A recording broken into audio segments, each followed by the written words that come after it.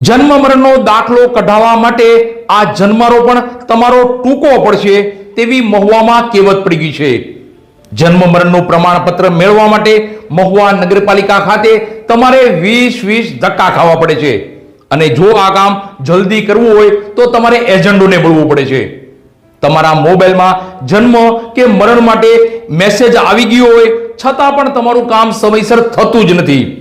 આવી તમામ બાબતોને લઈ અરજદારો અને રાજકીય આગેવાનો જન્મ મરણ વિભાગ નગરપાલિકા ખાતે પહોંચ્યા હતા, જ્યાં યોગ્ય જવાબ ન મળતા દેકીરો થયો હતો।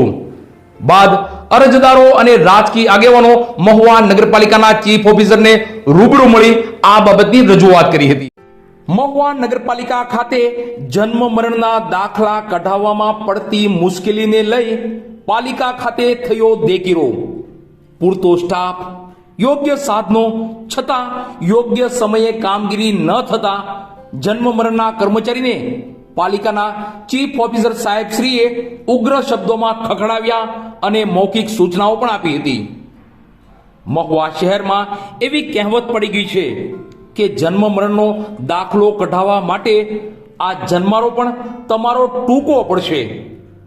ભારતીય જનતા પાર્ટીના શાસનમાં જ ભારતીય જનતા પાર્ટીના હોદ્દેદારોના જ કામ થતા જ નથી। આજે ભારતીય જનતા પાર્ટી મહુવા તાલુકાના હોદ્દેદારો નગરપાલિકા મહુવા ખાતે પહોંચ્યા હતા। રાજકીય કાર્યકરોના જ જો કામ થતા ન હોય, પત્રકારોના પણ કામ થતા ન હોય તો સામાન્ય જનતાની શું હાલત થતી છે તે તમે વિચારી શકો છો। અને તેનો જીવતો જાગતો નમૂનો જન્મ મરણ વિભાગ મહુવા નગરપાલિકા છે। તમારા મોબાઈલમાં મેસેજ આવી જાય છતાં જન્મનું પ્રમાણપત્ર યોગ્ય સમયે મળતું નથી। નોંધણી માટે આપેલી તમારી ચિઠ્ઠી પણ કર્મચારી પાસેથી ખોવાઈ જાય છે। જન્મ મરણ વિભાગના અધિકારી, કર્મચારી, ક્લાર્ક, પટ્ટાવાળા સહિત તમામ કર્મચારીઓ વાતોને લાંબી કરે છે, પણ કોઈ કર્મચારી યોગ્ય જવાબ તમને આપતો જ નથી। ત્યારે આવી તમામ બાબતોને લઈ અરજદારો, સામાજિક કાર્યકરો, રાજકીય આગેવાનો પ્રથમ જન્મ મરણ વિભાગ મહુવા નગરપાલિકા ખાતે ગયા હતા, જ્યાં કોઈએ તેમનું સાંભળ્યું જ નહીં। આથી તમામ લોકોએ ચીફ ઓફિસર સાહેબ શ્રીને રૂબરૂ મળી મૌખિક રજૂઆત કોઈ નથી, જે સીટી કોઈ નથી, 5 મહિના ધક્કા ખાવા, 15મો ધક્કો છે, હજી નથી આપતા। 3 મહિનાના છોકરા હોય છતાં અહીંયા આવી 7 મહિનાનું છોકરું થઈ જાય કોઈ અમને અહીંયાથી દાખલો મળતો નથી। છોકરાને ઘરે રાખવા કે તમારે અહીંયા આવવું, તમે નહીં હો તોય આવી જશે। 5 મહિનાનો દાખલો છે, 7 મહિના છે, હજી મારો દાખલો નથી આવ્યો। હજી અમારી છોકરીનો હું સુધારો કરું, સવારના 8 વાગ્યાનો તો આમ કેમ ઢોલું એકતા। આજે રોજ મહુવા નગરપાલિકાના જન્મ મરણ વિભાગની અંદર મહુવાના લોકોને ખૂબ જ મુશ્કેલીનો સામનો કરી રહ્યા છે, માટે આજે અમે લોકો અહીંયા અવારનવાર ફરિયાદો મળવાથી મહુવાની આ નગરપાલિકાની જન્મ મરણ વિભાગમાં આવ્યા છીએ। અહીંનો મુખ્ય જવાબદાર છે મુન્નાભાઈ કરીને છે, યતીમ કાજાણી કરીને નામ છે, જે લોકોને ખૂબ હેરાન કરી રહ્યો છે અને લોકો પૈસાની એજન્ટો મારફત જ કામ કરે છે।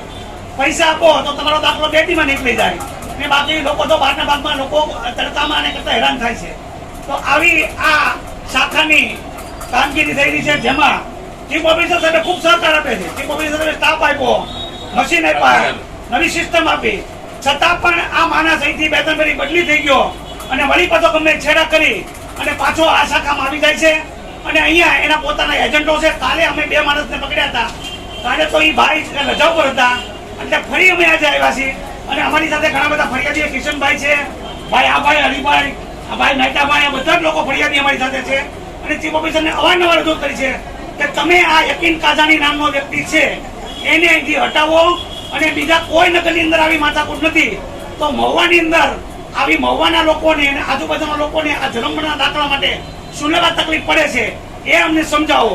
આ દાખલા તમે થપ્પા જોઈ શકો છો, આ થપ્પા દાખલા જોઈ લો।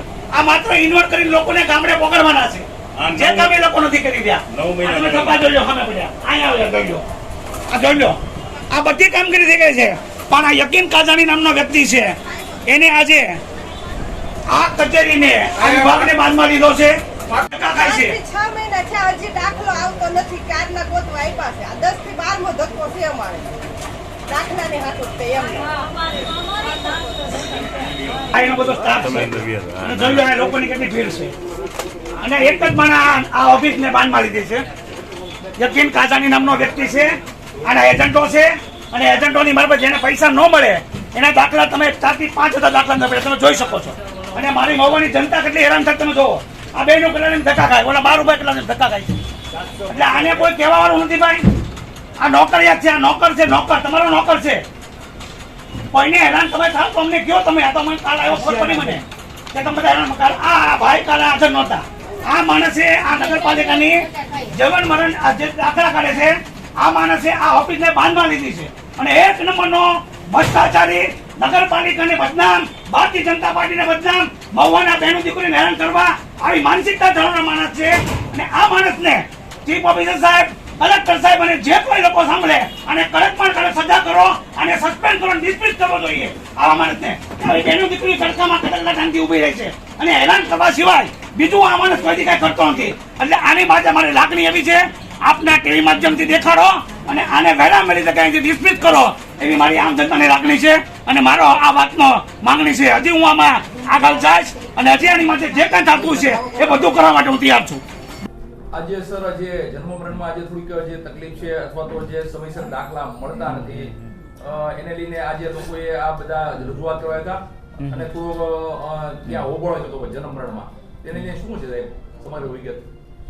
એ જન્મ મરણ શાખાની અંદર જે છે એ મહુવા સિટી આપણું બહુ મોટું શહેર છે અને લગભગ 49થી વધારે હોસ્પિટલો અહીંયા રજીસ્ટર થયા છે. આજુબાજુના ગામડાઓમાંથી પણ જે જન્મ અને મરણના બનાવો હોય છે એ બધાની નોંધણી મહુવા ખાતે થતી હોય છે. એટલે રોજની એવરેજ 100 થી 150 એપ્લિકેશનો આપણને મળતી હોય છે. એની સામે અત્યારે જે જન્મ મરણ શાખા છે એમાં પણ પૂરતો સ્ટાફ અને કોમ્પ્યુટરોની એની વ્યવસ્થાઓ કરાવી દીધેલી છે અને એવરેજ 200થી ઉપર દાખલાઓ જે છે અત્યારે એની એન્ટ્રીઓ અને એ કામગીરી થઈ રહી છે.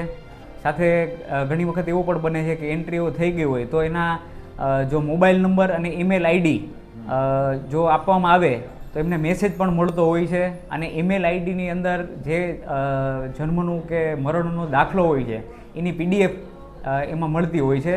તો એ લોકોએ નગરપાલિકા ખાતે આવવાની કે કોઈ ધક્કો ખાવાની જરૂરિયાત રહેતી નથી હોતી. એટલે એક તો પૂરી વિગત સાથે જો આપવામાં આવે તો એમને જેવો દાખલો તૈયાર થઈ ગયો હોય એવું તરત એમને જાણ પણ થાય.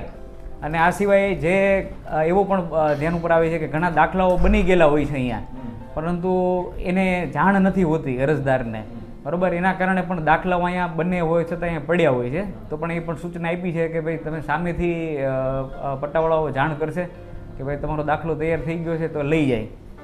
અને અત્યારે કોઈ 11મા 12મા મહિના સુધી કે પહેલા મહિના સુધીના લગભગ દાખલાઓમાં કામ થઈ ગયું હોય છે. જો કંઈ કોઈ પ્રશ્ન હોય તો એ પણ અહીંયા નગરપાલિકામાં ડાયરેક્ટ અમને મળી શકે છે તો પણ એનું નિરાકરણ થઈ જશે. સાહેબ 2025ના વર્ષના અમુક દાખલા બાકી હોય છે, કોઈકને મેસેજ આવી ગયો હોય છતાં અહીંયા આવે તોય દાખલા મળતા નથી અથવા તો ક્યાંક ને ક્યાંક એને અગવડતા ભોગવવી પડે છે. એટલે એમાં કીધું એમ કે જો દાખલા 25 સુધીના હોય તો દાખલા નીકળી ગયા હોય પણ ક્યાંક ને ક્યાંક અરજદારને જો કીધું મોબાઈલ નંબર કે મેલ આઈડી ન દીધું હોય તો એનામાં ન આવ્યું હોય સર્ટિફિકેટ અથવા જો મેસેજ આવ્યો હોય એ બતાવે, બરાબર. તો અહીંયા જે બારી આપણે છે જ તે કે જ્યાંથી તમે દાખલા લઈ શકો છો ત્યાં એનો કોન્ટેક્ટ કરો તો તમને એનો દાખલો એનો જે તે અરજદારને એનો મળી જતો હોય છે. આ ક્યાંય એવો પ્રશ્ન બનતા હોય કે ભાઈ ક્યાંક દાખલો ક્યાંય મિસપ્લેસ થઈ ગયો છે કે એવા કોઈ 1-2 દોકલ બનાવ હોય તો સબ રજિસ્ટ્રારને જાણ કરે અથવા તો અહીંયા ઉપર અમને જાણ કરે તો એનું અલગથી દાખલો શોધાવીને પણ એને નિકાલ કરતા હોઈએ છીએ.